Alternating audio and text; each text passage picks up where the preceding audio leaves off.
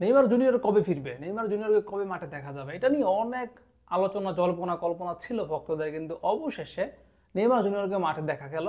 এবং আল হিলালের হয় এটা এটা প্রস্তুতি ম্যাচ বলা যায়, জানুয়ারির শুরুতে। আজকে একটা প্রস্তুতি ম্যাচ ছিল, প্রস্তুতি ম্যাচে নেইমার জুনিয়র খেলেছেন আল হিলালের হয়ে, সেখানে একটা গোল করেছেন আর একটা অ্যাসিস্টও করেছেন।